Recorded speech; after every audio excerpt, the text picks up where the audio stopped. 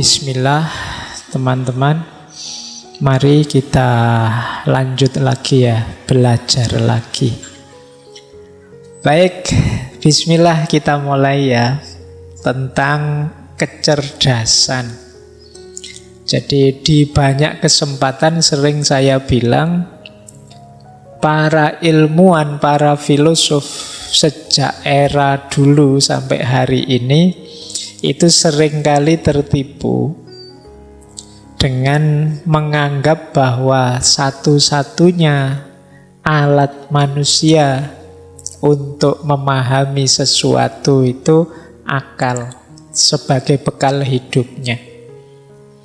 Padahal nanti temuan-temuan baru menunjukkan bahwa akal dan juga panca indera itu tidak satu-satunya alat kita untuk menjalani hidup ini.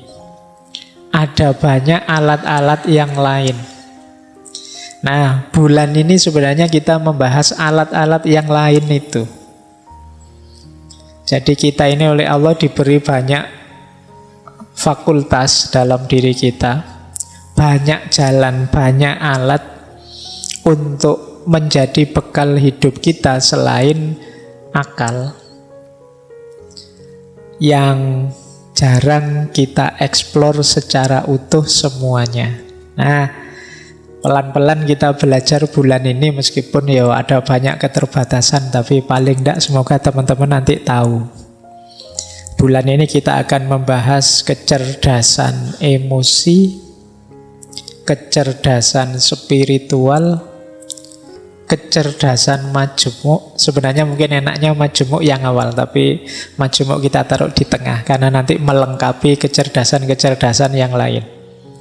Dan nanti terakhir kita membahas tentang kecerdasan buatan. Ini yang menggelisahkan kita belakangan ini kan, kecerdasan buatan ini, yang kita sendiri yang membuat sebenarnya, tapi kok terus mengancam eksistensi kita sebagai manusia. Peran kita hari ini banyak diambil alih oleh kecerdasan buatan ini. Nah, nanti kita bahas di tema terakhir bulan ini. Baik, bismillah. Kita awali dengan kecerdasan emosi. Saya awali dengan dongeng saja ya, kalian biar senang. Ben yang ngantuk tambah ngantuk. Ada beberapa cerita yang saya suka, yang biasanya dipakai orang untuk mengilustrasikan pentingnya emosi dalam hidup. Bahwa emosi itu bahkan perannya lebih besar daripada sekedar akal intelektual, IQ. Cerita pertama biasanya cerita tentang, yang dipakai untuk menjelaskan kecerdasan emosi ini, cerita tentang seorang mahasiswa. Jadi ada cerita seorang mahasiswa yang di barat cerdasnya luar biasa. Mahasiswa ini mungkin IPK-nya sudah perfect 4, berarti nilainya A terus. Zaman saya kuliah dulu bahkan ada nilai yang A+. Jadi itu berarti lebih dari A. Nah, mahasiswa ini nilainya perfect terus. Tapi kemudian ada satu peristiwa yang membalik nasibnya. Padahal orang menganggap ini masa depannya mesti cerah ini. Anak ini jenius, pinternya luar biasa. Nah, peristiwa yang membalik nasibnya ini adalah satu ketika ada seorang dosennya yang memberi nilai amin. Jadi dikasih nilai A ya kurang sedikit lah. Kalau teman-teman kan dikasih amin itu sudah sujud syukur. Karena biasanya dapatnya E, dapat B, dapat amin, alhamdulillah, mungkin gitu. Tapi karena dia ini selalu dapat A, begitu dapat amin, tidak terima dia. Karena dia nganggap aku ini perfect kok, dapat amin, salahku di mana? Kalau hari ini mungkin sudah WA dosennya. Nah, cuma anak ini, saking marahnya, kemudian pulang, ambil senjata di rumah, balik ke kampus, dosennya ditembak, tewas. Nah, jadi dia sangat cerdas secara IQ, akalnya, tapi secara emosi dia sangat lemah, sangat rendah. Nah, ini cerita pertama. Bagaimana emosi bisa mengubah nasib kita dalam sekejap. Semula orang membangga-banggakan ini masa depannya cerah, tiba-tiba hanya karena nilai amin tadi masa depannya terbalik sekarang. Mungkin urusannya terus penjara, dia di penjara lama. Cerita kedua. Kita ke Cina sekarang. Kalau tadi dari Amerika, dari Barat, kita ke Cina. Ada cerita yang saya ingat dari Genghis Khan. Genghis Khan ini dulu pernah kita bahas ya secara khusus, orang hebat. Genghis Khan ini dikenal memelihara burung elang. Kemana-mana selalu diikuti oleh burung elang peliharaannya. Nah, satu ketika dalam perjalanan penaklukan, Genghis Khan ini kehausan. Akhirnya dia mencari sungai untuk minum air.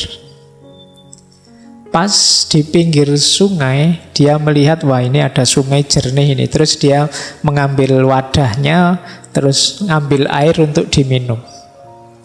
Tapi begitu air mau diminum, tiba-tiba elangnya ini menyambar dia, menyambar wadah itu sampai tumpah.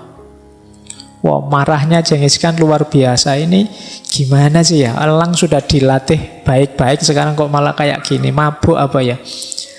Terus ya cuma sabar karena elang kesayangan kan. Ya wis enggak apa-apa lah, mungkin dia lagi enggak sadar elangnya. Terus dia ngambil lagi. Sampai 3 kali begitu, elang itu nyamber terus. Jadi sampai air minumnya tumpah terus. Saking jengkel ya, akhirnya wah ini tidak bisa dibiarkan, ini melecehkan seorang Genghis Khan. Jadi akhirnya yang keempat dia ambil air sambil lancang-lancang pegang pedangnya. Begitu benar dia ngambil air, elangnya menyambar, disikat elang itu dengan pedangnya, mental, elangnya tewas, tempat airnya juga mental ke dalam air.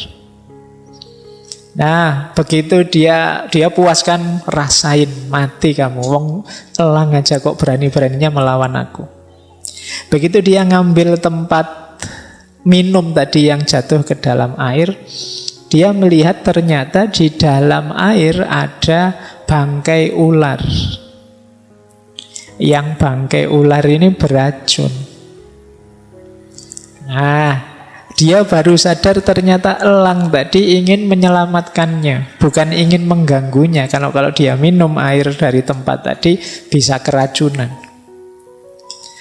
Jadi ini pelajaran kedua. Bagaimana emosi sering membuat kita salah dalam memutuskan.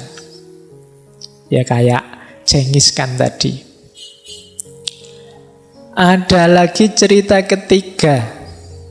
Ini dongeng terus sampai jam 10 biar kalian ngantuk. Cerita ketiga dari Jepang. Kita muter keliling dunia ya. Ada cerita seorang samurai. Samurai ini satu ketika mendengar di satu tempat ada seorang guru yang pinternya luar biasa, wawasannya luas sekali. Nah, samurai ini satu ketika penasaran, aku ingin ngetes guru ini. Pinter bener enggak sih seperti katanya orang-orang. Nah, datanglah samurai ini ke tempatnya guru tadi.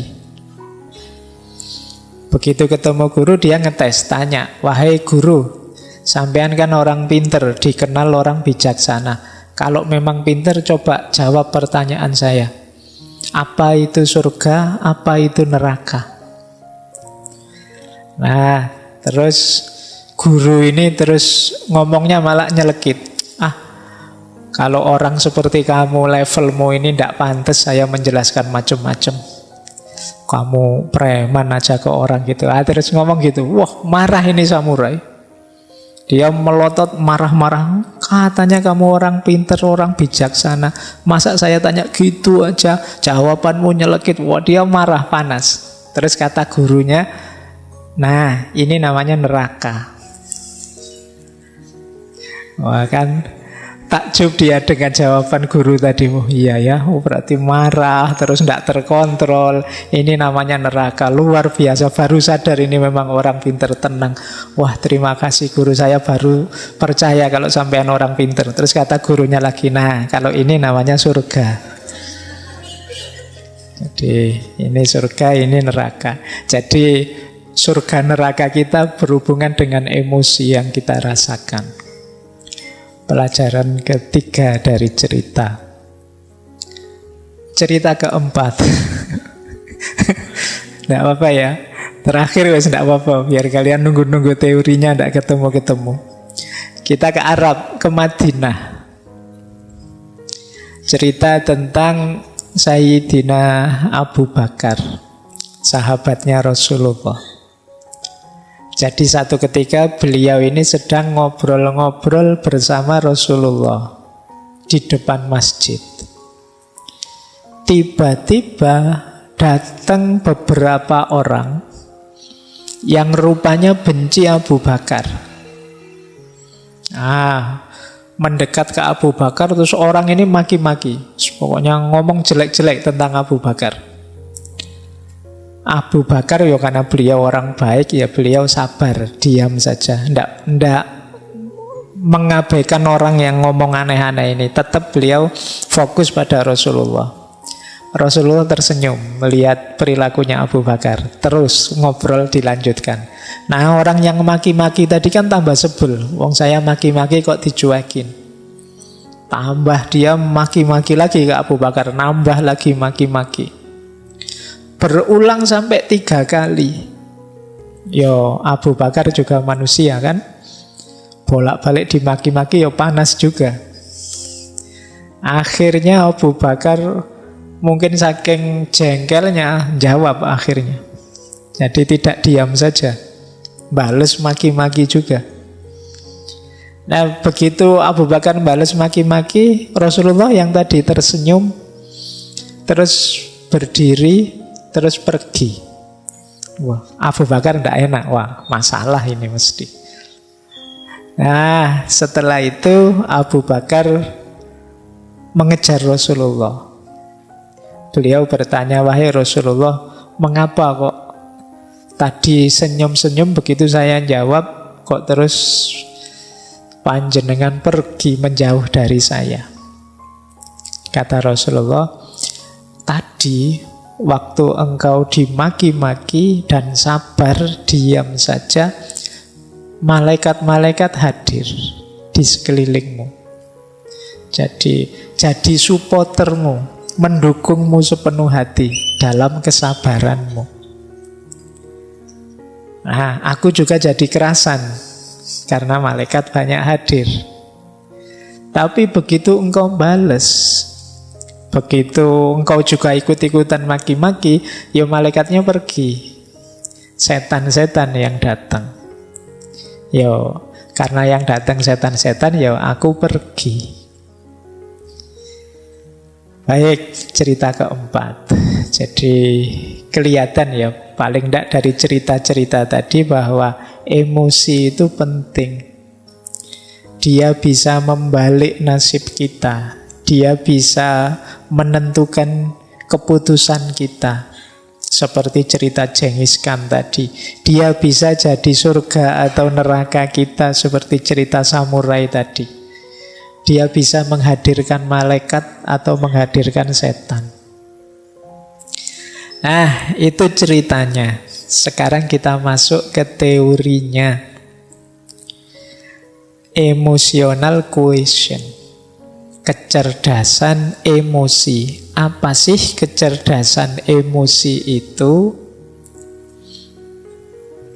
Jadi orang yang cerdas secara emosi adalah orang yang mampu dan kuasa untuk mengenali dan memahami emosinya. Ini yang pertama. Jadi paham emosinya. Jangan dikira ini mudah loh. Banyak orang yang tidak mengenali emosinya. Banyak orang yang marah tapi tidak tahu kalau dia marah atau tidak sadar kalau dia marah. Jadi, Mas mbok jangan marah gitu. Siapa yang marah? Nah, itu kan namanya tidak sadar kalau dia marah. Jadi orang yang cerdas emosi itu bisa menjelaskan dirinya. Dia paham dirinya. Ini saya sedang marah ini. Saya sedang gembira ini. Saya sedang sedih ini. Kan banyak orang yang menyangkal emosinya sendiri. Wah, kamu jatuh cinta ya? Enggak, katanya siapa? Tapi tiap hari stalking, lihat Facebooknya, lihat. Jadi paham emosinya dan bisa menggunakannya secara pas. Baik untuk membereskan dirinya maupun saat berhubungan dengan orang lain. Ini namanya cerdas secara emosi. Diri sendiri dan yang lain. Karena nanti ada kalanya orang itu bagus untuk dirinya sendiri, tidak bagus untuk orang lain. Atau sebaliknya, bagus untuk orang lain, tidak bagus untuk dirinya sendiri. Kalau dalam etika filsafat itu, orang yang bagus untuk dirinya sendiri tapi buruk untuk yang lain, namanya orang egois. Ada orang yang mengorbankan dirinya untuk orang lain, berarti kan bagus untuk orang lain tapi jelek untuk dirinya, namanya orang altruis. Jadi, orang cerdas emosi itu imbang. Ya baik buat dirinya, baik juga buat orang lain, dan dia paham tentang emosi-emosi yang ada dalam dirinya. Itu ada datanya kalau teman-teman mahasiswa ingin mendalami. Istilah ini pertama kali digunakan oleh Peter Salovey dan John Mayer. Tapi yang paling mempopulerkan istilah ini ya Daniel Goleman.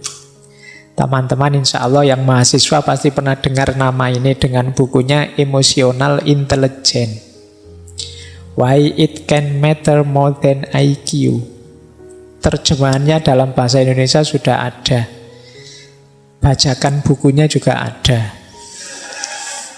Sekarang buku baru itu sedih penerbitnya. Bajakannya lebih cepat daripada sini masih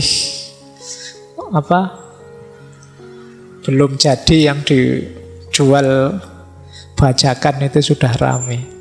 Yang penerbitnya belum laku satu pun malah yang bajak sudah ratusan eksemplar.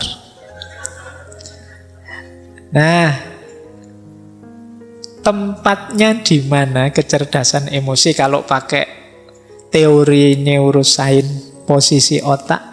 Otak kita itu kan ada 3 bagian. Ada bagian luar, ada bagian dalam, ada bagian bawah. Bagian paling luar itu namanya neokorteks. Di situ tempatnya mikir, merenung, refleksi. Jadi IQ, reason, itu ada di neokorteks. Nanti bagian dalam ada limbic system. Di situ emosi-emosi. Ada yang paling bawah namanya reptilian complex atau akal reptil. Kalau ini insting. Insting untuk bertahan hidup, insting untuk mencari selamat, insting untuk berketurunan, dan lain sebagainya. Itu yang paling bawah, mungkin daerah dekat leher sini. Ada yang lebih dalam untuk emosi-emosi namanya limbic system. Yang paling luas, paling besar itu neokorteks.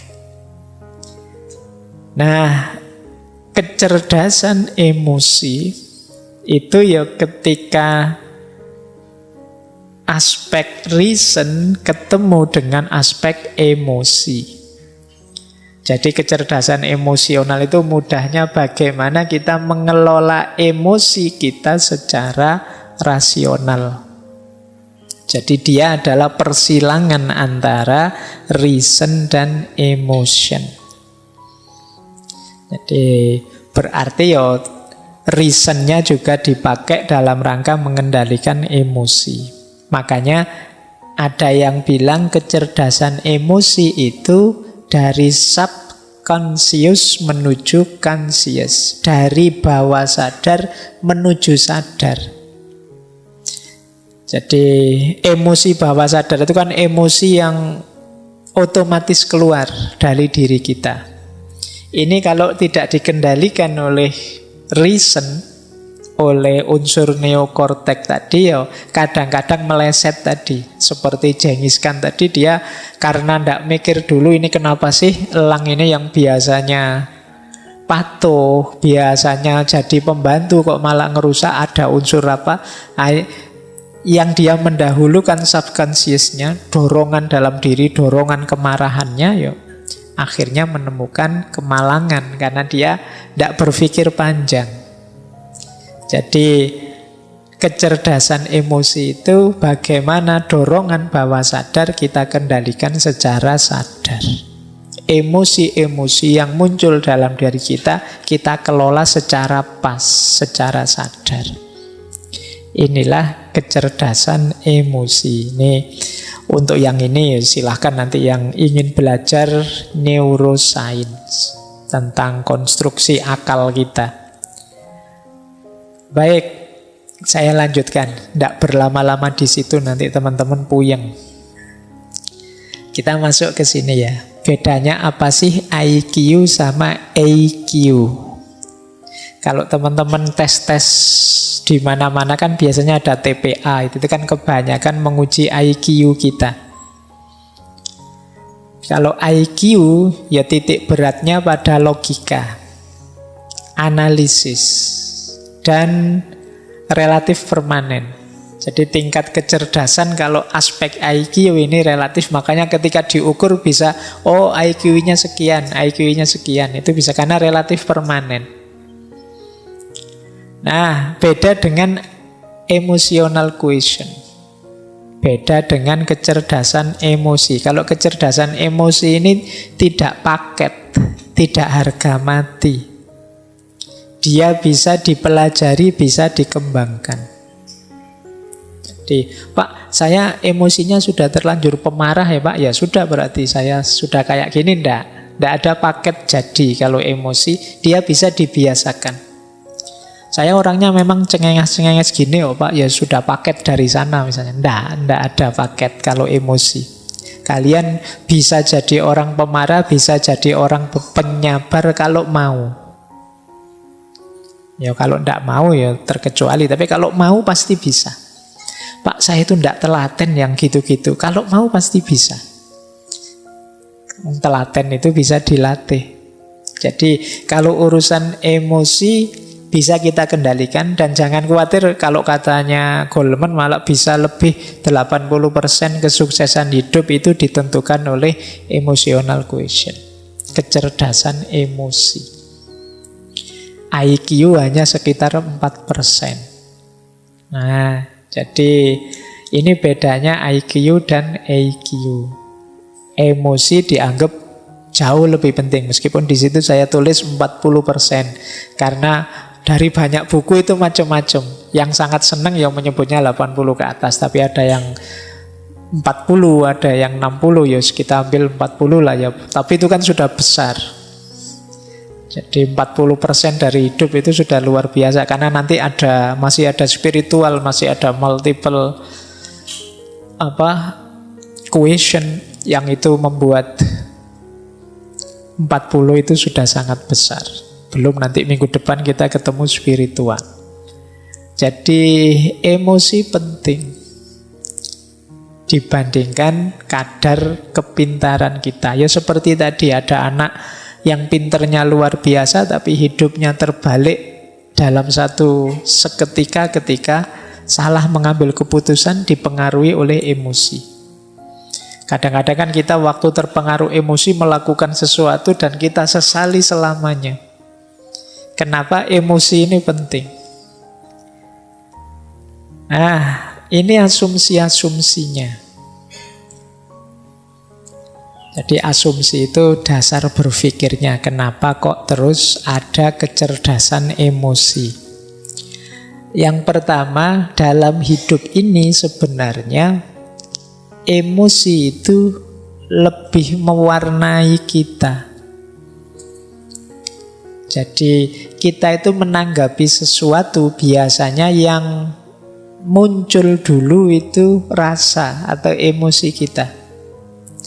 Mungkin ada teman-teman atau bapak ibu yang belum pernah ke sini itu. Begitu masuk ke sini itu kan yang keluar dulu kan emosinya. Mungkin seneng, mungkin kaget, mungkin macam-macam. Itu kan emosinya dulu. Baru setelah itu pikiran bermain.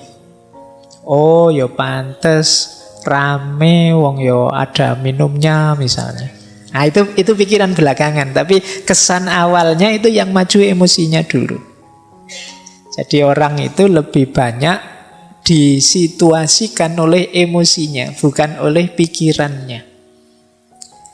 Jadi kalian seneng dulu misalnya yang suka ngaji ini, suka dulu dengan ngaji ini, alasannya belakangan. Alasan itu kan dicari-cari nanti, wah enak ngaji ini, santai, wah enak ngaji ini. Itu sebenarnya alasan belakangan, padune wis seneng duluan. Kalau kalian tidak seneng, dicari-cari juga alasannya untuk tidak seneng. Iki ngaji capopo, tidak ono Qur'ane, tidak ono ini dicari. Nah, itu belakangan juga. Yang lebih dulu apa? Tidak senengnya dulu. Yang setuju filsafat sama anti filsafat itu mesti suka dulu dan atau tidak suka dulu baru cari argumen. Nah, itu manusia. Jadi manusia itu lebih disituasikan oleh perasaan dan emosinya. Baru kemudian pikiran masuk. Meskipun tidak harga mati seperti saya bilang tadi. Bisa saja nanti setelah mikir dalam, wah keliru saya kalau seneng. Harusnya saya kritis ini. Nah ini belakangan tapi bisa diubah. Nah, jadi itu asumsi pertama. Manusia itu disituasikan oleh emosi dan perasaannya. Baru kemudian pikiran merespon yang kedua. Pikiran itu kalau sudah merespon, biasanya terus dia menyimpulkan, kalau sudah begitu muncul tindakan. Saya seneng nih, kemudian iya sih karena itu santai, tidak ada tugas macam-macam, ada minumnya, ada terus akhirnya saya rajin ke sini. Jadi dari emosi masuk ke pikiran, kemudian muncul perilaku dan tindakan. Jadi kalau di situ saya tulis behavior, perilaku itu kan kalau terus-terusan jadi kebiasaan. Dan itulah nanti yang membentuk performan kita, profil kita.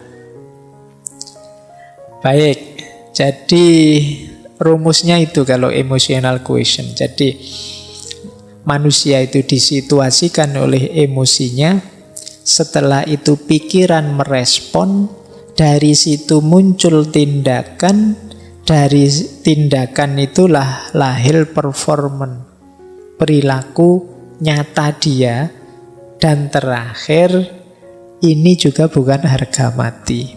Kalau kemudian dia pikir, saya seharusnya tidak begitu, saya seharusnya tidak begini ya, bisa dibiasakan ulang. Yang semula rajin bisa kemudian, saya tidak usah ikut ngaji lagi saja, tidak ngaji lagi, itu bisa. Tidak ada harga mati kalau manusia, dimensi batinnya. Baik, jadi ini asumsi-asumsinya. Nah, saya lanjut. Ini ciri-cirinya, ini umum saja ya. Semoga tidak ada yang tersinggung. Jadi ada yang emosinya rendah, kecerdasan emosi rendah, dan ada yang kecerdasan emosinya tinggi. Orang yang kecerdasan emosinya rendah, antara lain, ini saya tidak bilang semua, cirinya adalah yang pertama, cenderung mencari kesalahan pada orang lain. Kalau dia merasa tidak nyaman secara emosi, selalu mencari kambing hitam. Siapa ya yang membuat aku gelisah? Siapa yang membuat aku ruwet kayak gini? Selalu mencari keluar. Nah, ini ciri-ciri emosinya rendah. Paling tidak dia membiarkan dirinya disulitkan, direpotkan, digelisahkan oleh orang lain. Berarti dia tidak mampu mengontrol dirinya. Seperti kemarin-kemarin kan sering kita bilang bahwa kamu itu sakit hati atau tidak tergantung dirimu, tidak tergantung orang lain. Kalau ada orang lain kok bisa membuatmu segelisah itu, ya salahmu sendiri, kamu mau digelisahkan oleh dia. Nah, jadi cenderung menyalahkan orang lain. Yang kedua, tidak mampu mengungkapkan perasaan. Seneng tapi tidak berani mengungkapkan bahwa aku suka. Benci tapi takut mau bilang aku tidak suka. Ah, ini daya kontrol emosi kita tidak bagus. Tidak cerdas mengungkapkan apa yang kita rasakan. Pak, saya tidak nyaman loh Pak ngaji kayak gini nih, tapi saya tidak berani ngomong lah. Nanti kalau saya ngomong diketawain orang semasjid ini misalnya.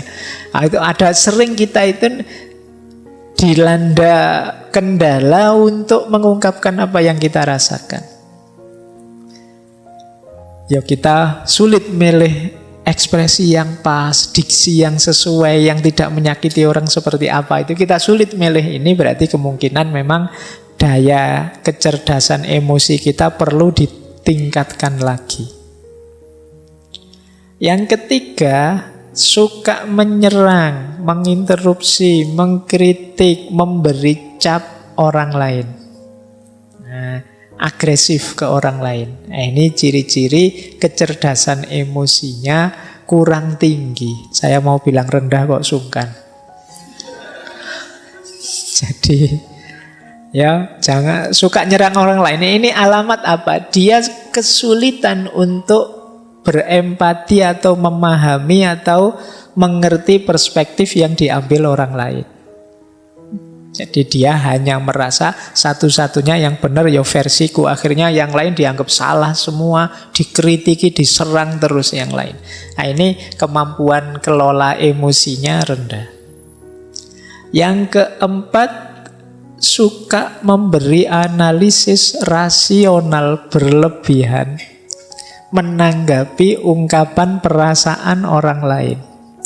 Nah, ada enggak teman-teman yang punya teman ketika kita sedikit curhat padanya, kita curhat 3 detik, dia nasihatnya setengah jam. Ya. Aku itu loh kok perasaanku enggak nyaman ya. Wah, terus kita nasihati, ya hidup itu memang begitu, ada teori ini ada. Iya. Jadi itu sebenarnya ya termasuk ciri-ciri belum matang emosinya. Masih ingin mendominasi, masih ingin menguasai, masih ingin orang lain harus ikut dia. Nah, terlalu banyak ingin ngontrol. Berarti dia ingin memposisikan diri lebih tinggi dari temannya, dari sahabatnya. Nah, termasuk ciri emosi yang rendah adalah sering bohong tentang perasaannya atau emotional dishonesty. Ini sama seperti tadi. Kalau tadi tidak mampu mengungkapkan, kalau ini bohong. Mungkin demi citra, mungkin demi orang lain senang, mungkin demi macam-macam. Tapi intinya dia bohong. Padahal itu merugikan dirinya, bisa juga merugikan orang lain. Karena orang lain jadi sulit memposisikan diri di hadapan kita. Suka enggak kamu kalau saya gayanya begini? Sebenarnya enggak suka, tapi bilang, wah suka sekali saya Pak. Meskipun nanti kalau saya enggak ada, diam-diam, itu loh Pak Faiz ngomong apa sejak tadi misalnya. Nah, ini namanya emotional dishonesty. Jadi ketidakjujuran emosional. Ini kalau orang-orang dekat kita, kalau kita tahu mereka tidak jujur kan menyakitkan. Jadi tidak hanya merugikan diri sendiri, tapi merugikan orang lain juga. Karena kita jadi sulit memposisikan diri di hadapan dia, wong dia tidak jujur. Jadi seneng tapi bilangnya benci, benci tapi bilangnya seneng, itu kan merepotkan. Jadi, ya mbok kalau seneng bilang saja seneng. Meskipun saya seneng sih, tapi ya kamu ndak usah terbebani lah, wong cuma saya saja. Kok kan ndak masalah. Yang penting kamu jujur. Nah, biasanya juga orang yang emotional quotient-nya rendah itu adalah pendengar yang jelek. Ndak betah dia mendengarkan, suka interupsi, suka debat. Ndak mampu menunggu orang sampai tuntas bicara. Di tengah jalan selalu menyela.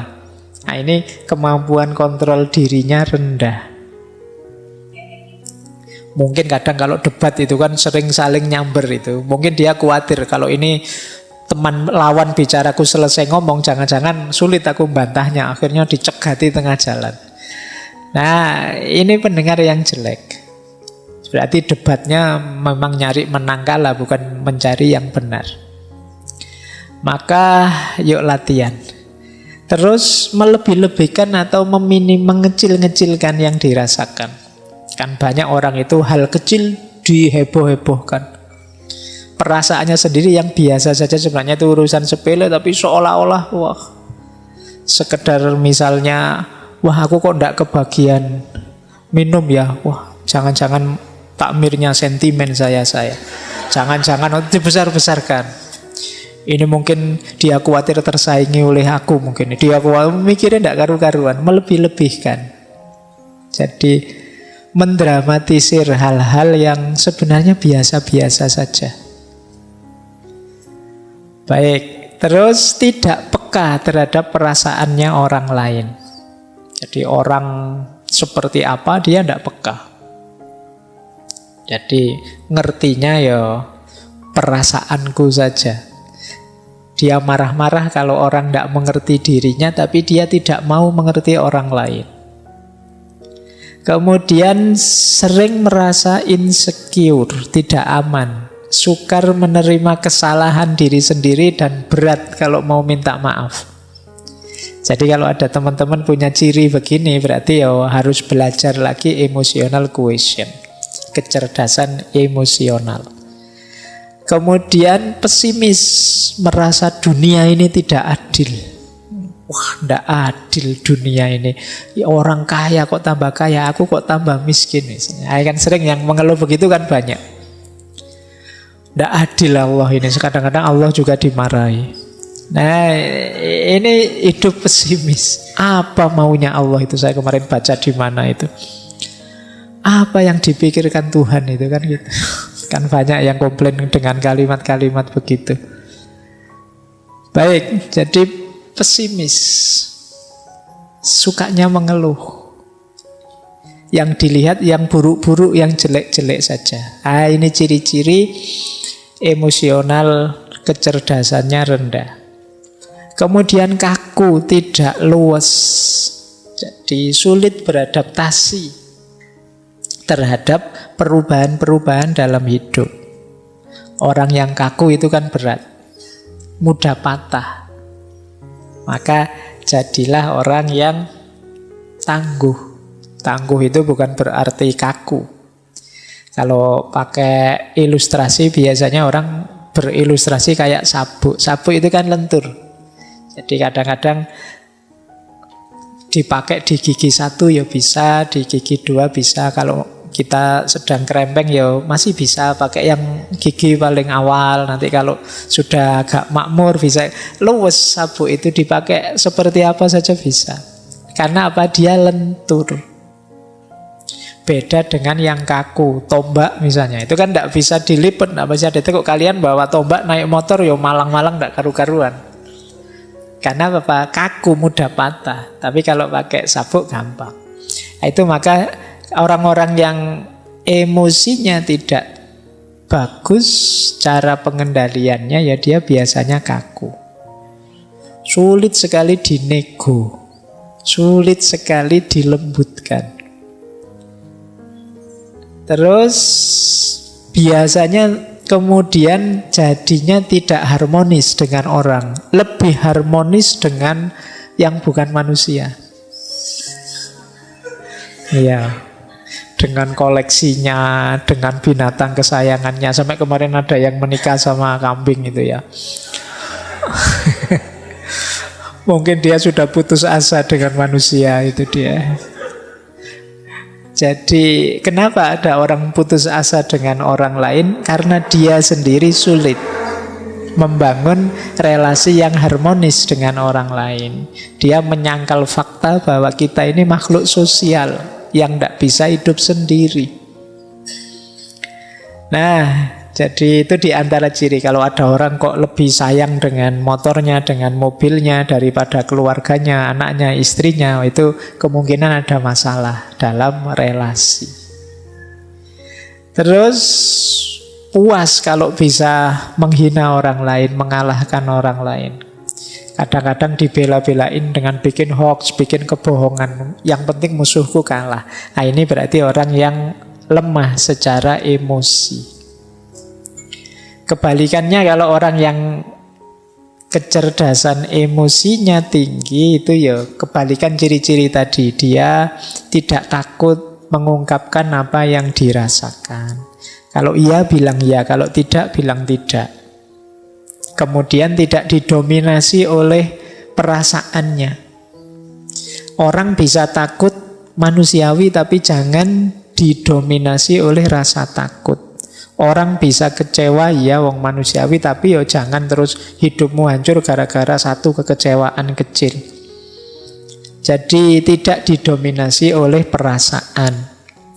Kemudian mampu membaca isyarat-isyarat, tidak hanya kata-kata. Ini hubungannya dengan kepekaan tadi. Misalnya sudah jam 10 ngaji tidak selesai-selesai, yang di sana menguap, yang di sini menguap, tapi saya ngomongnya asik saja, tidak peduli. Itu padahal di sana sudah isyarat itu kan, menguap itu ngantuk. Nah, membaca bahasa nonverbal ini salah satu ciri kecerdasan emosi. Itu nanti kayak orang ceramah, tidak selesai jamaahnya, sampai mulet-mulet dia ngomong terus. Sampai dikode gini-gini juga tidak paham. Materinya malah ditambah.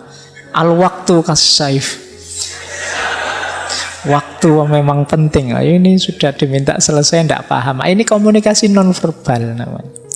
Ciri orang yang cerdas emosi. Kadang-kadang dikedipin sekali saja paham. Itu cerdas. Kita mengangguk atau menggeleng sebentar, dia paham. Itu cerdas secara emosi. Banyak orang yang tidak peka dengan yang begitu-begitu. Nah, kemudian orang yang cerdas emosi itu melakukan segala sesuatu karena dirinya sendiri, tidak tergantung atau mudah terpengaruh oleh segala yang di luar dirinya. Jadi dia bisa memotivasi dirinya. Hari ini kan banyak orang untuk motivasi saja mahal-mahal ngundang motivator. Biar saya tidak males, Pak. Oh, tidak males saja kok mahal. Tinggal kamu tidak males kan selesai. Tapi kan kita menghabiskan biaya banyak untuk memotivasi diri kita. Loh, orang yang cerdas emosi itu mampu memotivasi dirinya. Kemudian kebalikannya, orang yang rendah emosinya, dia optimis, orang yang cerdas emosi itu. Kemudian nyaman kalau membicarakan perasaannya, tidak malu-malu. Kemudian tidak kalah oleh emosinya seperti tadi. Nah, mampu merenungi dirinya, mampu muhasabah kalau bahasa agama. Oh iya ya, apa pas ya saya emosi saya seperti tadi misalnya. Harusnya aku lebih agresif sedikit sehingga anak-anak ini tidak ngantuk misalnya. Itu merenung. Karena saya bilang tadi ya, emosi kita itu bukan harga mati. Tidak seperti IQ. Jadi tergantung kita ingin dibentuk seperti apa. Nah, kemudian ada ketahanan emosi, tangguh. Baik, wah ini pecah tulisannya. Jadi ada 5 nanti, kalau ini menurut Daniel Goleman, 5 kunci kecerdasan emosi. Jadi orang yang cerdas secara emosi itu cirinya 5. Yang pertama self-awareness, yang kedua self-regulation, yang ketiga motivation, yang keempat empati, yang kelima social skill.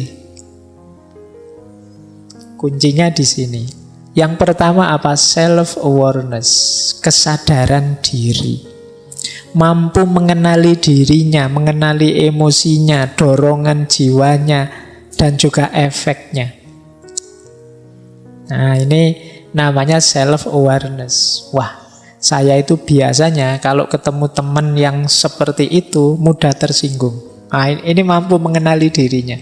Harus hati-hati ini saya. Nah, itu sadar diri. Wah, ini ngajinya sampai jam 10. Lama. Saya biasanya tidur jam 9. Berarti nanti mesti aku ngantuk. Kalau aku ngantuk, pikiran tidak jernih. Kalau pikiran tidak jernih, ya ngajinya tidak bisa masuk. Kalau kadang-kadang kalau ngantuk tidak ngerti kiri kanan, akhirnya nendang gelas. Kemudian, nah ini self-awareness, sadar diri. Jadi ngerti emosi-emosi yang bermain dalam dirinya. Dia bisa memprediksi kalau situasinya begini, nanti aku mesti begini. Kalau kondisinya begini, nanti aku mesti begitu. Ini orang yang sadar emosi. Yo, kalau tidak sadar emosi, gimana kita ngontrolnya? Kecerdasan emosi itu kan secara umum bagaimana kita mengontrol emosi kita lah. Kalau kita tidak tahu yang dikontrol apa, kan ya berat. Jadi yang pertama ini self-awareness, sadar emosi. Yang kedua, setelah sadar apa? Self-regulation, ngontrol. Nah, kalau tadi sadar menerima, kalau ini ngontrol. Saya tahu ngobrol dengan orang kayak gini ini mesti membuat mangkel, membuat tersinggung, tapi saya tahan lah. Saya tidak marah, sing waras ngalah wis tidak apa-apa. Nah, ini namanya mampu, orang yang cerdas emosi. Hari ini kan sulit kita untuk bisa mengontrol ini. Kalau menyadari mungkin mudah ya, tapi ngontrol ini berat. Apalagi dorongan untuk yang negatif-negatif yang sudah sering kita lakukan. Biasanya orang itu kalau punya kebiasaan kok negatif itu kan sulit mengubahnya. Akhirnya apa? Mencari alasan agar yang ini sebenarnya negatif terus jadi positif. Jadi mencari alasan agar yang negatif-negatif tadi terus jadi positif. Bukan mengubah yang negatif jadi positif. Yang dicari alasannya saja. Nah, ini berarti bukan self-regulation. Jadi misalnya biasanya rajin ngaji sih, tapi sekarang kok males ngaji ya. Terus dicari alasan, males ngaji. Ngaji itu kan sunnah, tidak wajib. Wong saya juga bukan ahli Al-Quran, wong ya bukan hafid, bukan. Jadi ya tidak masalah lah. Yang penting kan masih sholat, masih syahadat. Nah, ini namanya bikin alasan untuk kebiasaan yang sebenarnya kita tahu itu negatif. Ini ciri orang yang tidak bisa self-regulation. Jadi itu kedua. Jadi kemampuan mengontrol, mengalahkan emosi dan dorongan jiwa yang negatif. Ini negatif, saya tidak usah lah. Misalnya buka HP, kok isinya begitu-begitu ya, ada gambar-gambar, ada video. Ini negatif, aku tidak usah lah. Jadi bukan malah, wah ini saya tidak sengaja loh ya, buka-buka sendiri loh, ini tidak begitu. Yang tidak sengaja kan tidak ada dosanya, salahnya sendiri yang upload. Ini bukan, ya enggak, itu namanya cari alasan. Kalau sudah tahu buruk ya kita tahan diri. Nah, ini namanya kemampuan emosi. Jadi kecerdasan emosi untuk melakukan self-regulation. Yang ketiga motivation. Motivation ya melakukan sesuatu dari dalam, bukan karena dorongan atau pamrih dari luar. Saya mau sih Pak rajin, asal imbalannya apa? Kalau masih ada asal imbalannya apa, berarti belum motivation, belum termotivasi, masih berpamrih. Jadi orang yang cerdas secara emosi, seperti saya jelaskan tadi, dia bisa memotivasi dirinya, tidak menunggu dimotivasi orang. Kak sering ada teman-teman mahasiswa itu ketemu saya, gimana ya Pak caranya biar saya rajin membaca? Gimana ya Pak caranya biar saya tekun kalau nulis gimana? Ini sebenarnya hubungannya dengan memotivasi diri. Loh kalau kamu tahu itu baik, itu manfaat, mbok sudah dirimu agak dipres sedikit, agak dipaksa sedikit untuk melakukan itu. Itu namanya motivasi, motivation. Jadi ini penting. Karena kadang-kadang untuk sesuatu yang free kita keluar high cost. Sesuatu yang sebenarnya bisa kita hidupkan langsung, kita perlu pendorong yang mahal untuk diri kita. Ini yang ketiga. Yang keempat, empati. Orang yang cerdas secara emosional itu daya empatiknya tinggi. Empati itu, kalau dalam bahasa Inggris kadang pakai istilah transposisi. Kemampuan kita berposisi di depan orang lain. Misalnya saya melihat teman-teman yang ngaji di sana, wah seandainya saya teman-teman mahasiswa yang ngaji dalam waktu 2 jam melotot ke sini terus, dalam itu mesti capek ya mesti. Kalian juga begitu. Wah aku kalau di posisinya Pak Faiz itu 2 jam ngomong terus, oh itu apa ya? Ini namanya empatik namanya, gitu loh. Jadi kemampuan kita memposisikan diri di posisi orang lain. Seandainya aku seperti dia yang sedang sayang-sayangnya kok terus ditinggal. Mestinya ya sedih hatiku mestinya. Nah, ini namanya kemampuan empatik. Ndak ingin aku menertawai dia tapi kok ya kasihan ya. Kalau aku di posisi dia ya, itu namanya empati. Kalau aku di posisi dia jadi orang yang khilaf sih tidak sengaja, tapi kemudian diserang kiri kanan, dimarahi, dianui, wah mestinya ya sedih. Sudahlah aku tidak usah ikut maki-maki, tidak usah menyerang. Ini namanya empati. Jadi kemampuan memposisikan diri di posisi orang lain. Ini akan jadi kunci nanti dalam hubungan sosial. Nah yang kelima, social skill. Social skill ini kemampuan menata hubungan, membangun jaringan dengan orang lain. Jadi orang yang mudah bergaul, enak bergaul, gampang diterima di mana-mana, itu namanya social skill. Ini ciri dari kecerdasan emosi. Orang yang cerdas emosi itu kan luwes seperti tadi, jadi bisa masuk kemana-mana, diterima di mana-mana. Nah, ini namanya kemampuan social skill. Nah, maka teman-teman untuk membangun kecerdasan emosi, kita dibutuhkan 5 kemampuan. Yang pertama self-awareness, yang kedua self-regulation, yang ketiga motivation, yang keempat empati, yang kelima social skill. Ini diingat-ingat nanti kuncinya di 5 hal ini. Baik, sekarang indikator sebelum nanti ke teknik-tekniknya. Kalau indikator ini nanti sebenarnya untuk mengukur apakah aku sudah cerdas secara emosi atau belum. Jadi yang pertama apa? Orang yang cerdas emosi itu biasanya mampu mengatasi stres, mengatasi tekanan. Jadi dia bisa bertahan meskipun mengalami peristiwa-peristiwa buruk. Tidak hancur karena tekanan. Yo masalah banyak sih, problem banyak. Pak saya itu sudah terancam DO, kemudian uang habis, kos-kosan belum bayar, kemudian pacar lari misalnya. Misalnya itu kan ruwet. Tapi saya ya tak bikin santai lah Pak, seneng saja lah Pak. Ini namanya cerdas secara emosi. Jadi mampu mengelola problem, tidak hancur karena problem. Nah, meskipun kadang kamu itu cerdas apa ndak waras. Ya masalah sebesar itu kok cengenges-cengenges. Jadi, tapi memang di antara cirinya orang cerdas emosi itu mampu mengatasi stres. Dia tangguh. Yang kedua, daya tahan dirinya kuat. Jadi mampu menahan diri.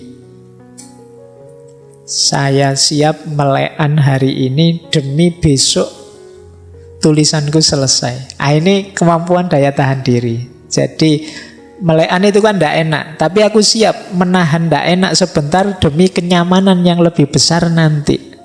Ini orang cerdas emosi. Sudahlah, saya tahan saja dimarah-marahi dosen, yang penting nanti ditandatangani lah. Ini lumayan emosimu, cerdas secara emosi. Paling nanti dosennya lah ya bosen-bosen sendiri sama saya.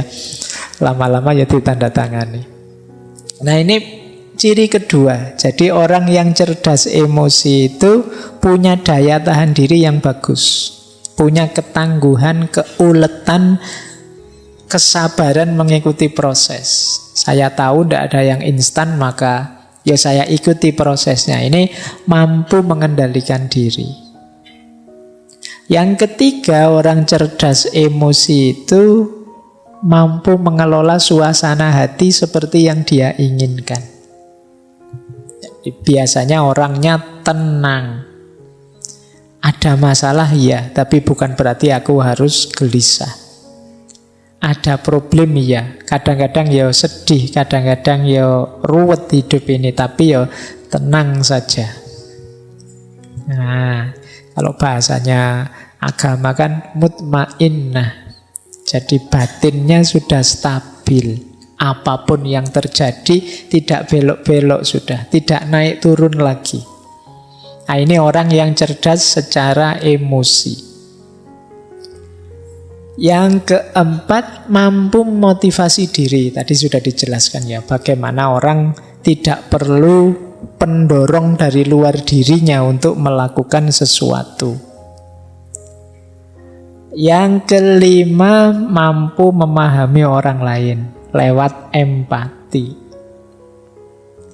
Dan yang keenam, mampu bergaul dengan baik. Kok punya teman pintar sekali bergaul, di mana-mana disukai. Ini berarti kecerdasan emosinya tinggi. Berarti apa, teman-teman? Melatih kecerdasan emosi itu sebenarnya melatih untuk melakukan 6 hal ini. Yang pertama, latihan untuk tangguh, tidak runtuh meskipun banyak masalah yang menekan kita. Yang kedua, latihan mengendalikan diri, menahan diri. Yang ketiga, latihan tenang, latihan mengendalikan suasana hati. Yang keempat, mampu memotivasi diri kita untuk melakukan sesuatu tanpa butuh pendorong, tanpa butuh pamrih dari luar diri. Yang kelima, mampu empatik, memahami orang lain di posisinya. Dan yang terakhir, mampu bergaul dengan siapa saja dengan cara menyenangkan, mampu tenggang rasa terhadap orang lain. Nah, ini 6 indikator orang yang cerdas emosinya. Oke, nah kita sekarang ke inti teorinya. Sejak tadi belum inti, masih pengantar. Ini 4 kemampuan. Inilah nanti yang disebut kecerdasan emosional. Ini kalau digambar ya model tabelnya begitu. Saya tidak tahu nanti yang hanya mendengarkan rekaman suaranya, tidak ada gambarnya. Semoga bisa membayangkan ya kotak-kotaknya itu. Jadi emotional intelligence itu unsurnya 4 tadi ya. Kesadaran diri dan pengaturan diri dan kesadaran sosial serta pengaturan relasi dengan orang lain. Jadi 2 yang pertama itu namanya personal competence, kemampuan personal. 2 yang terakhir namanya social competence, kemampuan sosial. Ini kayak kuliah beneran ya kalau kayak gini slide-nya. Dianggap kuliah saja. Jadi kesadaran kita sadar emosi kita dan mampu mengelolanya. Kita sadar sebagai makhluk sosial dan mampu mengelolanya. Sebenarnya kuncinya itu yang disebut kompetensi personal dan kompetensi sosial. Yang sadar itu namanya what I see, apa yang harus aku lihat, apa yang harus aku penuhi. Kalau yang pengaturan itu what I do, apa yang harus aku lakukan. Jadi yang disadari dan yang dilakukan, baik sehubungan dengan diri kita sebagai pribadi maupun diri kita sebagai makhluk sosial. Sederhananya itu sebenarnya kecerdasan emosi itu. Nah, sekarang kita gali satu demi satu.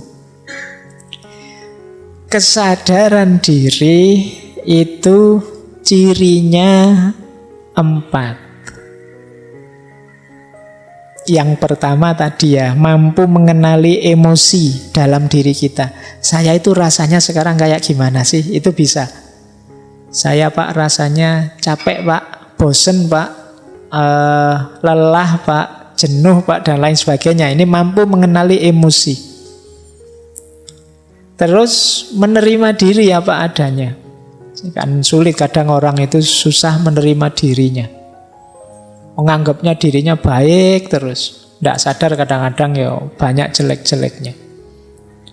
Jadi tahu dan menerima. Saya baru sadar misalnya, loh saya kalau ngaji kok ngadep sana terus ya, tidak pernah ngadep sini ya. Jangan-jangan ada yang tidak beres ini di emosinya. Misalnya ada dorongan-dorongan tidak sadar ngadep sana misalnya. Nah ini diterima dulu, iya ya. Mestinya ya tidak begitu, mestinya ya ngadep ke sana juga, ngadep teman-teman cowok-cowok yang di sana, kok saya ngadep sini terus ya misalnya. Nah, dan itu bukan harga mati, berarti kan besok ngajinya ngadep sana juga lah, tidak ngadep sini. Tapi diterima dulu. Kalau orang denial, menyangkal, enggak, kebetulan saja ngadep sini. Nah, biasanya juga tidak begitu. Misalnya menyangkal, kalau menyangkal tidak ada perbaikan. Terimalah bahwa kita itu memang bisa keliru, bisa salah, bisa tidak pas, emosi kita bisa meleset, untuk selanjutnya diperbaiki. Termasuk self-awareness itu percaya diri. Nah, cuma percaya diri sesuai kenyataan diri kita. Hari ini kan banyak orang itu memotivasi kita. Pokoknya kamu bisa deh, kamu bisa deh. Ya, tapi ya harus sadar kenyataan juga. Misalnya, wah saya pengen 2024 tak nyalon presiden ya. Wah terus bisa Pak, ya.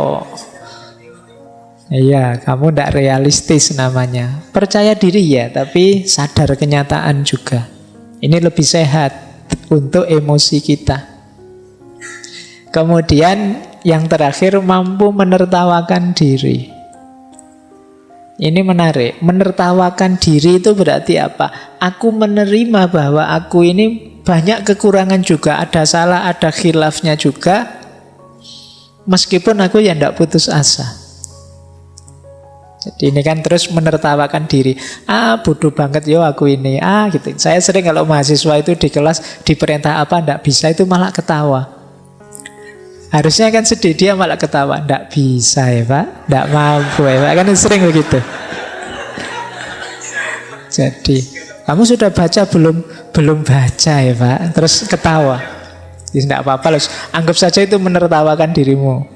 Kadang-kadang kan aku heran, loh kamu ketawa, yang diketawain siapa? Oh mungkin dirinya sendiri, bahwa betapa konyolnya aku, betapa tidak bertanggung jawabnya aku. Tidak masalah, jadi salah tidak membawa putus asa, tapi membawa penertawaan diri bahwa aku ini memang belum baik, aku ini memang belum bagus, saatnya untuk diperbaiki. Nah ini ciri-ciri orang sadar diri. Nah, strateginya apa untuk membangun kesadaran diri? Yang pertama, ayo merenungi nilai-nilai hidup. Kesadaran diri itu selalu gandeng, selalu bersama dengan nilai-nilai hidup. Orang bisa memvalue dirinya itu kan dasarnya nilai yang dia pegangi. Aku kok marah, padahal harusnya aku ini penyabar loh. Dalam hidup ini yang lebih utama itu sabar. Loh, sabar itu nilai yang kita yakini utama. Sehingga ketika kita marah berarti kita keluar dari nilai yang kita yakini. Loh, aku kok ngamuan padahal aku ini orang Islam. Katanya Islam itu rahmatan lil alamin, cinta damai. Berarti meleset yang aku lakukan ini.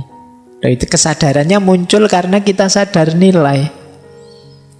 Yo, nilai ini jadi standarnya. Kalau kita tidak punya standar, ya kita tidak tahu sudah meleset apa belum.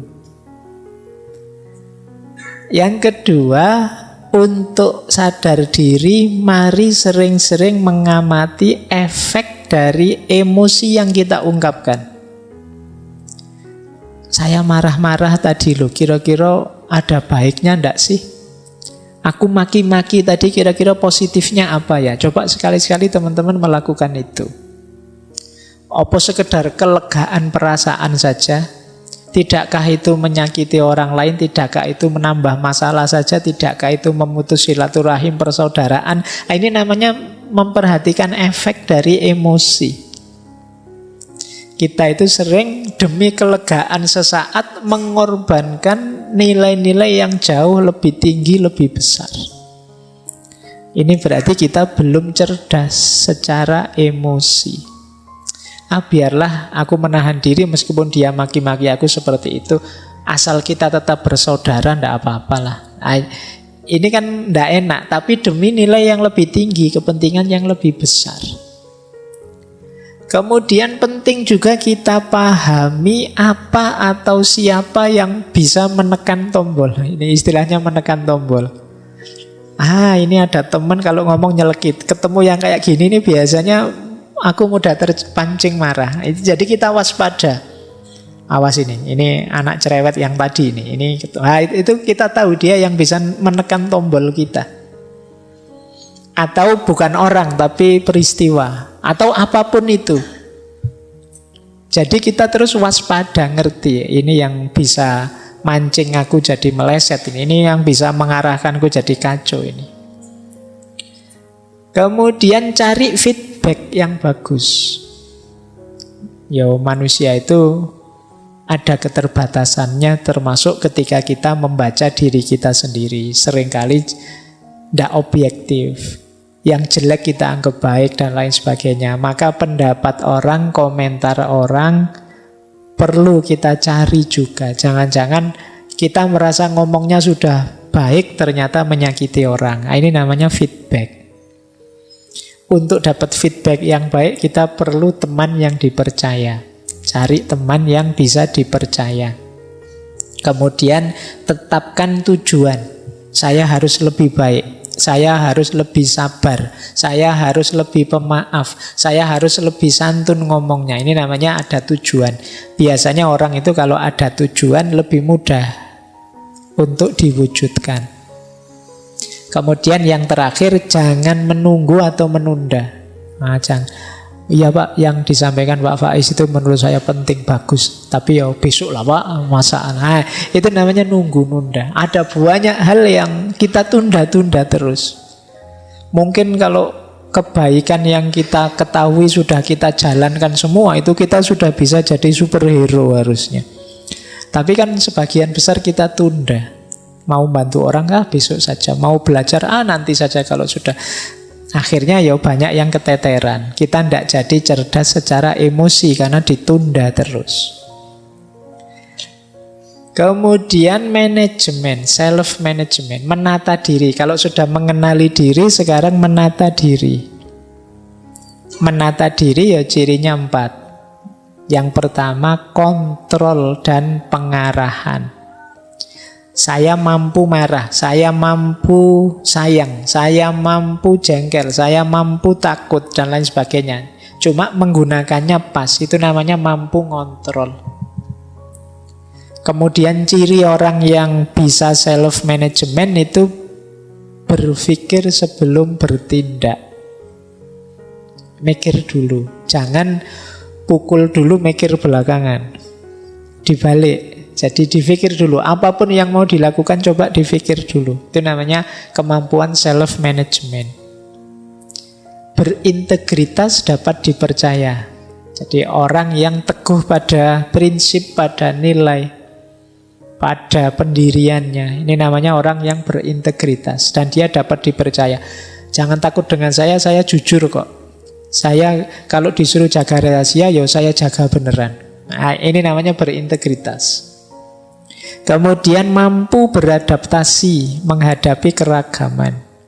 Seperti tadi ya, seperti sabuk. Tadi kita lentur menghadapi perubahan-perubahan situasi.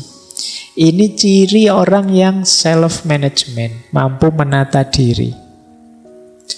Strateginya 4 untuk memudahkan self-management.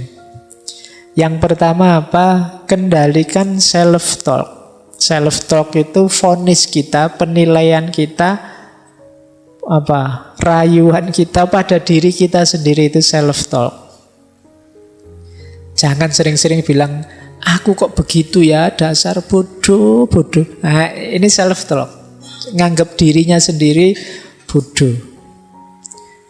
Jadi bicaralah yang baik-baik terhadap dirimu. Karena itu akan jadi mantra yang membentukmu. Jadi kalau teman-teman membaca diri, aku masih bisa lebih baik, daripada bilang pada dirimu, aku ini orangnya jelek. Nah, jadi ini penting self-talk ini. Kita itu sering mensugesti diri kita secara negatif. Dan biasanya ya ke situ nanti diri kita terbentuk. Siapa sih saya ini, Pak? Saya itu hanya remah-remah. Iya, kan sering kemarin anak-anak bilang begitu. Ya kamu akan jadi remah-remah beneran. Akan lebih positif ya, masih banyak hal yang belum saya mampu, Pak, tapi insya Allah tidak lama lagi yang ingin saya bisa akan saya kuasai. Nah, itu kan lebih positif, membuatmu bersemangat untuk berjuang. Jadi kendalikan self-talk. Kemudian hitung sampai 10. Ini sebenarnya adagium.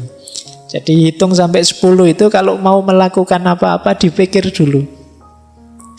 Wah, kurang ajar dia, ngomong jelek tentang aku di medsos, tak bales. Sebelum bales dihitung dulu sampai 10. Bales bener apa enggak, nanti efeknya apa kalau dibales. Sudahlah, pokoknya harus menang. Kedua, dibales tenan apa enggak, nanti sampai 10 kali coba, undur sampai 10 kali. Ini sebenarnya memberi kesempatan kita untuk berpikir dulu deh, pertimbangkan masak-masak, termasuk efeknya.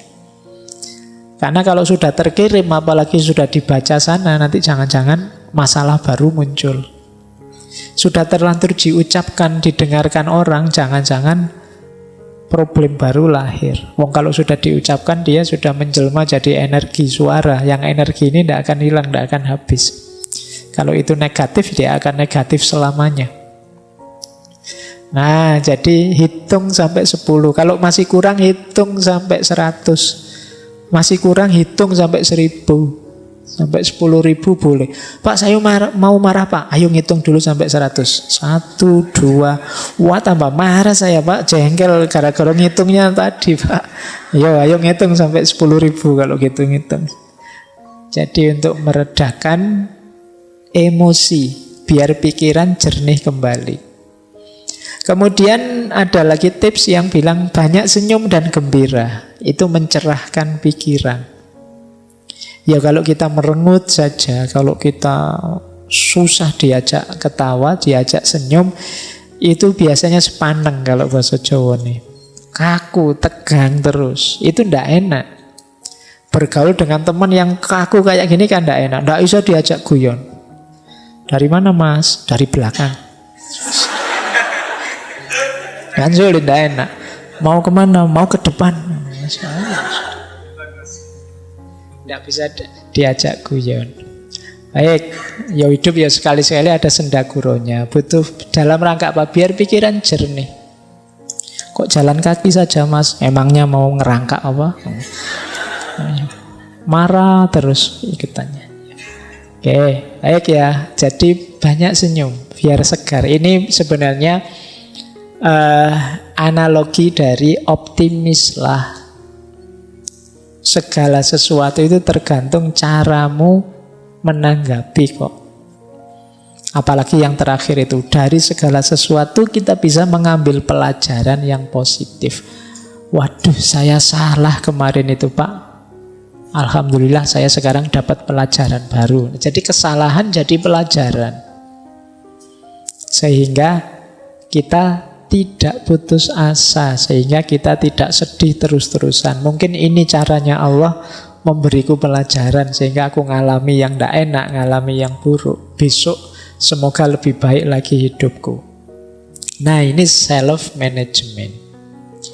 Yang ketiga, social awareness, kesadaran sosial. Ya antara lain tadi ya, kalau tadi memahami emosi diri, kalau sekarang memahami emosinya orang lain. Mampu berempati. Saya tahu kamu sedang prihatin, sedang sedih. Sudahlah, urusan dengan saya nanti saja kalau sudah tenang. Ini namanya mampu berempati.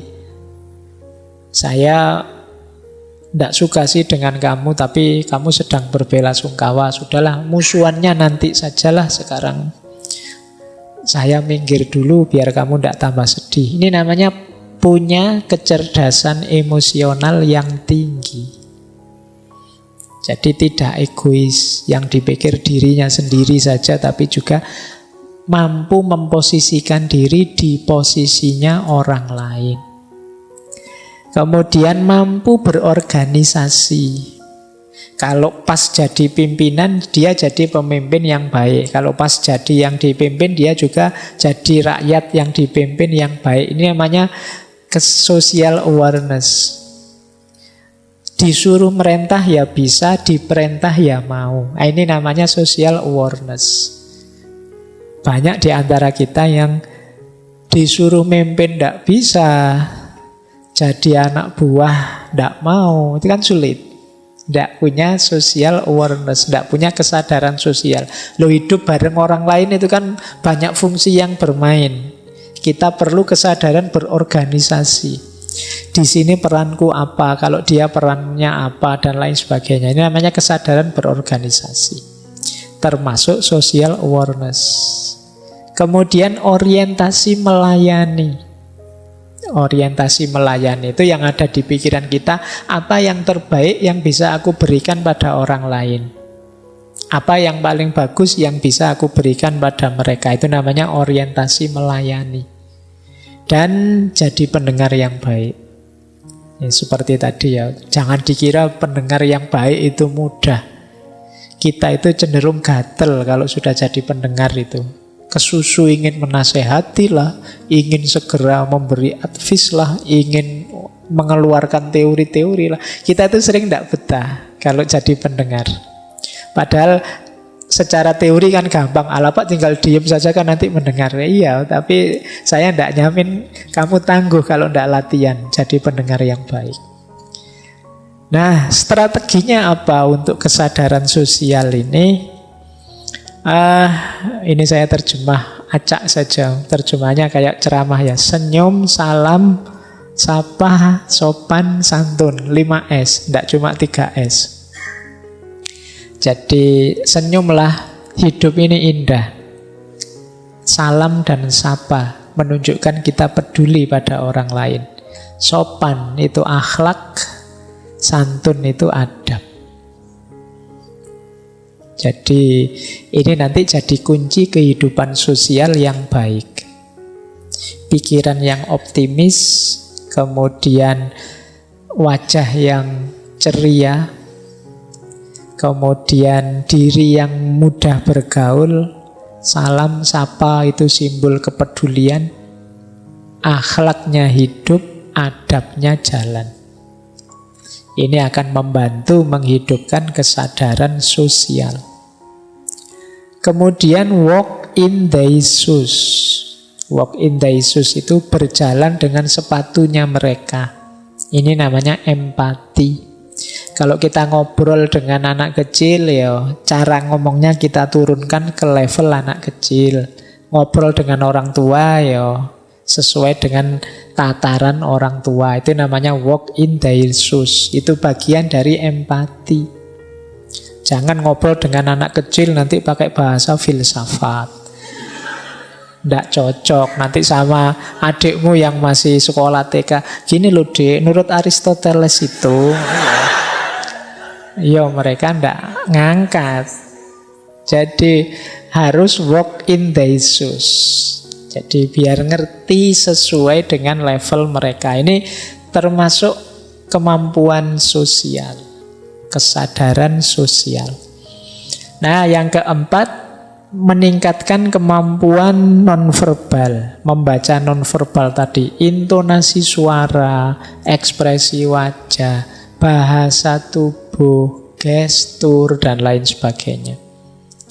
Nah, ini kita juga harus cerdas.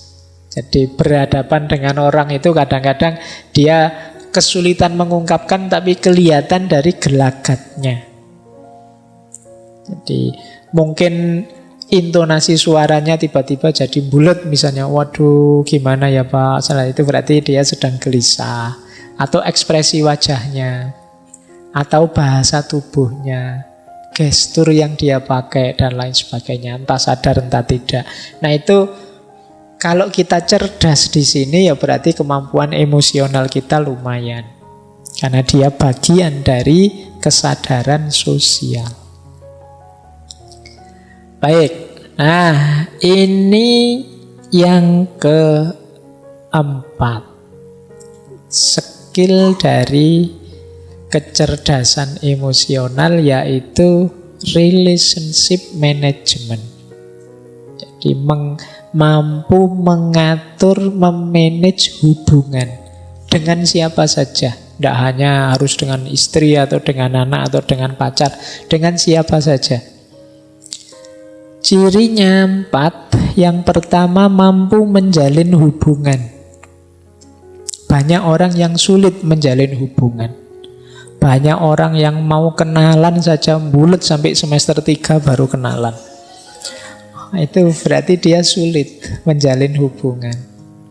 Dilirik-lirik terus nggak berani nyopo, nggak berani, nah itu berarti sulit menjalin hubungan. Sementara temennya yang lain itu hari pertama sudah kenal nama-nama temennya sak kelas. Nah itu berarti dia punya kemampuan relationship management yang bagus. Ada orang yang sulit, ada orang yang mudah. Tapi seperti saya bilang tadi, ini bukan harga mati. Jadi setiap orang bisa kok kalau memang ingin. Pak, saya ingin jadi orang yang ramah, apa bisa ya Pak? Bisa. Saya ingin jadi orang yang mudah dikenal, mudah dekat dengan orang lain, bisa. Nah, yang kedua, mampu menemukan dasar yang sama dan membangun kebersamaan. Jadi biasanya orang itu suka melihat aku dan kamu bedanya apa. Tapi orang yang punya kemampuan relationship management itu justru lebih melihat samanya apa. Wah, kita sama-sama senang ngaji filsafat nih, meskipun nanti mungkin di medsos gegeran lagi. Tapi kan ada yang dilihat dasar yang sama. Jadi kalau Bhinneka Tunggal Ika itu yang difokusi yang ikanya. Jadi, wah sama-sama orang Jogja, meleset orang Jogjanya ya, kita sama-sama Muslim. Meleset Muslimnya, kita sama-sama Indonesia kok. Meleset Indonesianya, kita sama-sama warga dunia. Meleset warga dunianya, kita sama-sama manusia. Meleset manusia, ya kita makhluknya Allah semua lah ya. Jadi ini namanya kesadaran membangun kebersamaan. Jadi selalu ada alasan untuk kita hidup bersama, saling rukun.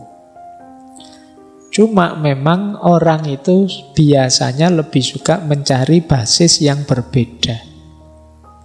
Wah, kamu pro kubu sana ya? Berarti musuhku ini. Nah, terus begitu.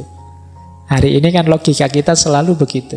Tidak, wah kamu pro kubu sana ya, enggak apa-apalah, yang penting kan kita masih sama-sama Indonesia, kubu sana juga Indonesia.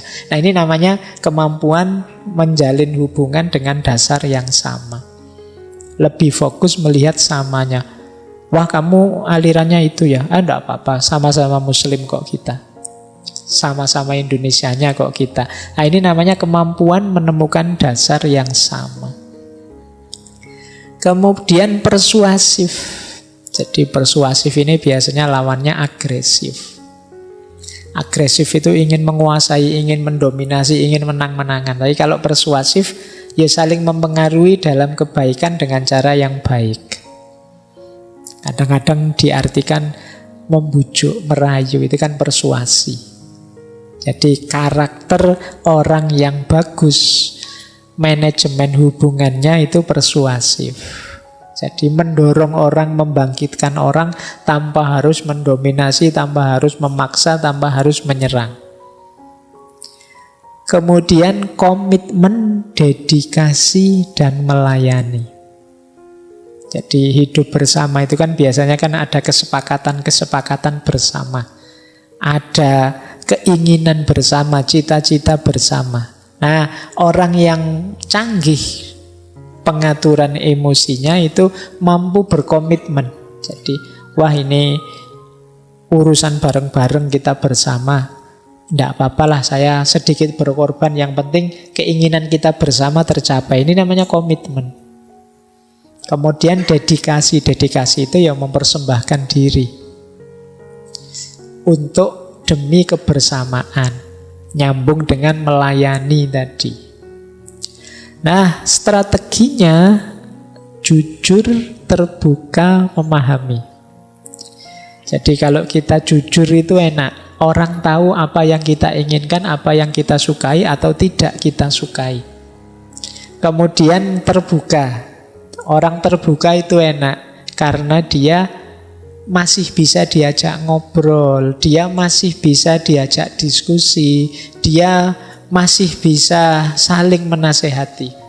Karena kalau orang sudah tertutup, mengklaim dirinya yang paling benar, paling tinggi, paling baik, paling bagus, dia tidak akan bisa saling dengan kita. Dia pasti inginnya dia lebih tinggi, kita di bawahnya. Kalau sudah seperti ini ya sulit untuk membangun hubungan yang baik. Makanya ada hadis yang menyatakan kita harus menolong saudara kita, baik yang zalim atau yang mazlum. Zalim ini ingin berposisi di atas, mazlum itu yang memposisikan dirinya di bawah. Dua-duanya harus kita tolong, karena relasi yang zalim dan mazlum ini relasi yang tidak sehat, bahkan relasi yang tabrakan dengan semangat tauhid. Jadi terbuka dan mau memahami, mau menerima kritik, mau ngaku, mau memperbaiki kalau salah. Itu kan enak. Kita punya teman dikritik tidak marah, kalau pas salah ya dia ngaku, begitu sadar salah dia siap memperbaiki. Kita lebih senang teman yang seperti ini daripada teman yang mungkin pinter tapi ingin menang terus, ingin unggul terus, tidak mau disalahkan. Maka kembangkanlah mental ini kalau ingin jadi pribadi yang menyenangkan, disukai. Jadi sadari bahwa kita itu ya banyak kelemahan. Terima kasih masih ada teman yang mengingatkan. Kemudian akui kalau kita memang salah dan siap memperbaiki. Nah, ini strategi kedua. Yang ketiga, mengakui yang dirasakan orang lain. Ini bagian dari empati tadi. Kalau ada teman curhat bilang saya sedih, oh iya, tidak apa-apa, yang sabar. Ya, ini namanya menerima dan mengakui yang dirasakan oleh orang lain. Kemudian hargai setiap momen kebersamaan.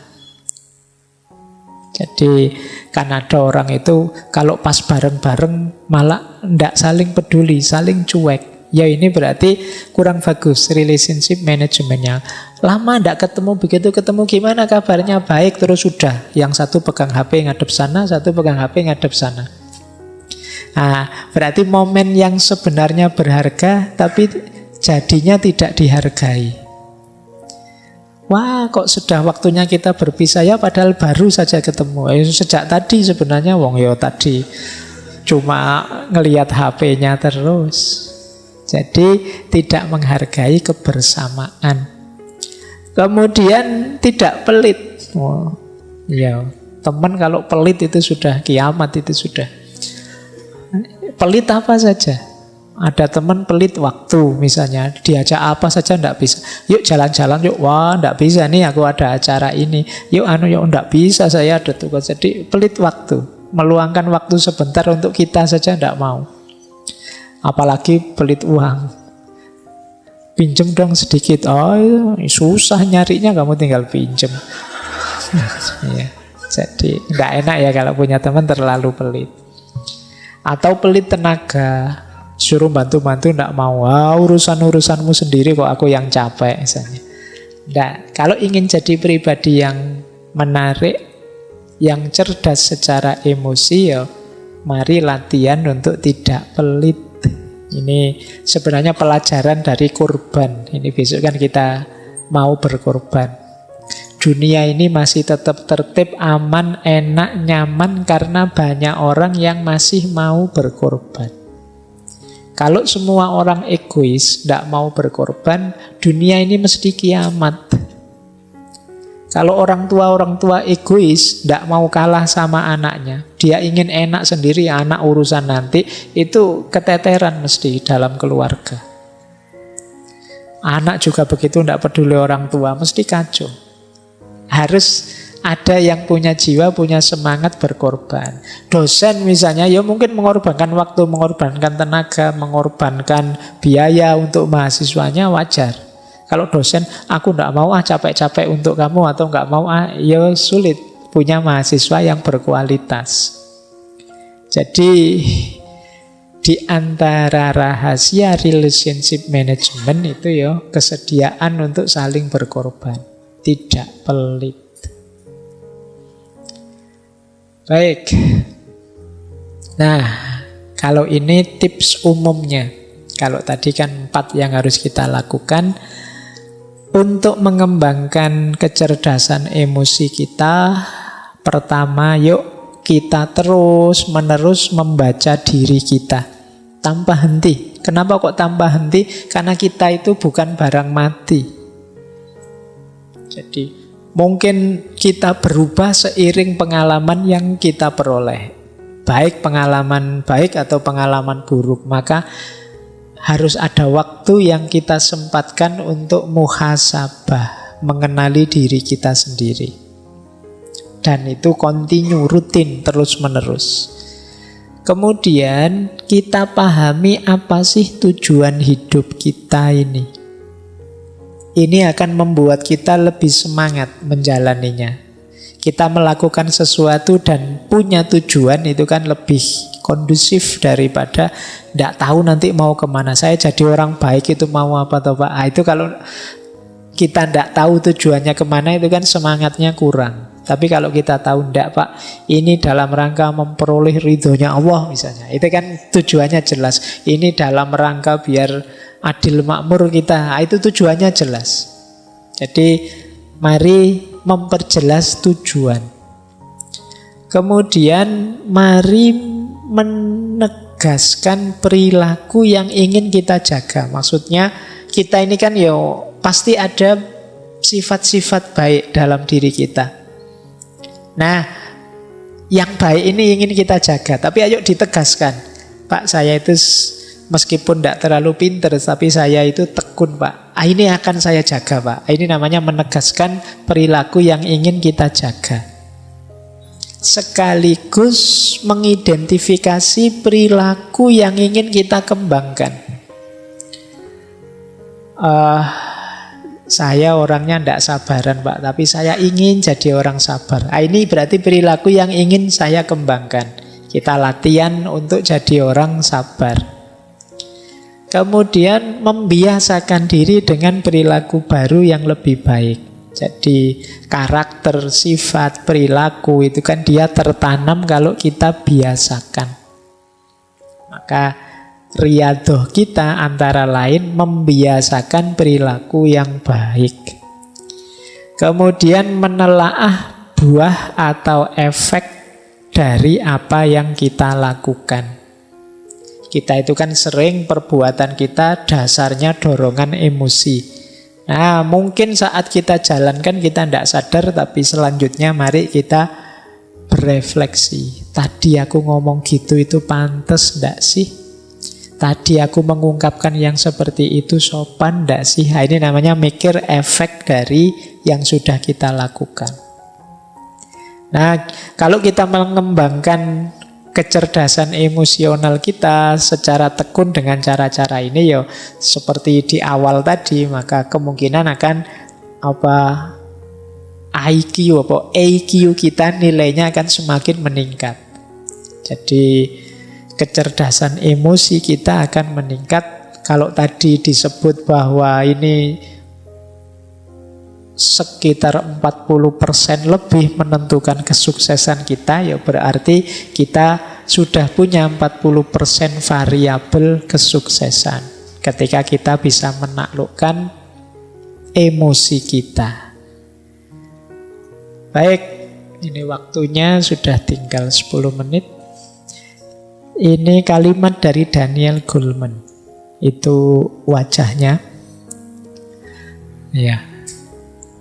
Kata Goleman, kalau engkau tidak menguasai emosimu, tidak sadar tentang dirimu, tidak mampu menata tekanan emosimu, tidak memiliki empati, tidak memiliki hubungan yang baik, maka sepintar apapun dirimu, engkau tidak akan dapat melangkah jauh.